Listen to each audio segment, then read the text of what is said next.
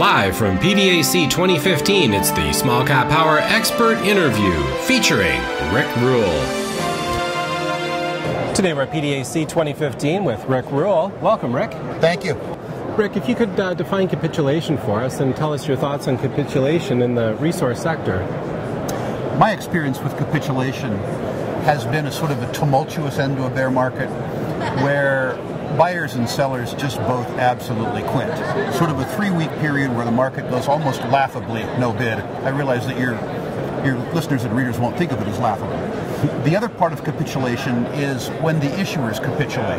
When the issuers say, we need to raise equity, we need to do it at market clearing prices. I think those two things are prerequisites for calling a cycle capitulation. In a recent interview, you said the guys that bothered to show up at PDAC are probably the best of a bad lot. What did you mean by that? That was probably a mistake. It was probably too demeaning.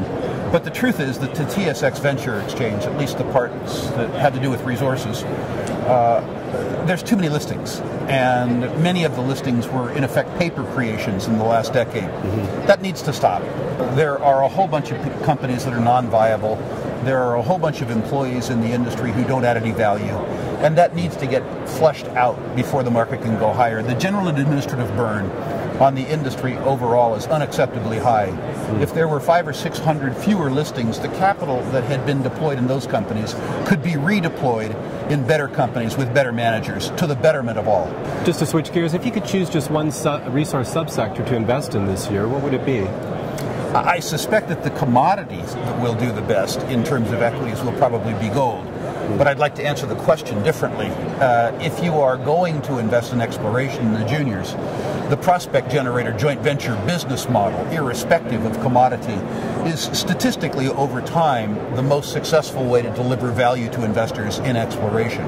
So I would suggest that I would answer the question by way of saying I would provide working capital to established and successful prospect generators.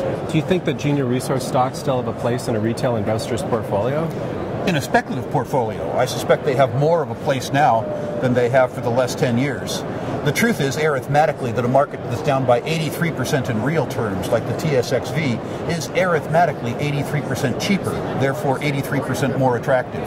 The sector has more of a place in a portfolio today than it had in 2010 or 2011 when it was popular, for precisely that reason. It's unpopular, so it's attractive. Right. So what do you think are the biggest mistakes people make when speculating on junior resource stocks? I think people don't understand that they're speculating, first of all, and I think that people don't take enough time to understand their investments. I tell clients of mine that they can have as many stocks in their portfolio that they are willing to spend 1 hour a month in hard study per stock. So if you're willing to spend 25 hours per month, you can have 25 stocks. If you're willing to spend no hours per month, you can have no stocks. The truth is that the nature of speculation is competing against other speculators. And if you don't show up to compete, if you don't do the work, you aren't going to win. Great. Well, thank you for taking the time for today's interview, Rick. Always a pleasure. Thank you for the questions. Keep up to date with all of your favorite small caps. Subscribe to our free newsletter and get daily investment ideas, breakout stocks, momentum gainers, expert and analyst stock picks, and more. SmallCapPower.com. Investing ideas and research.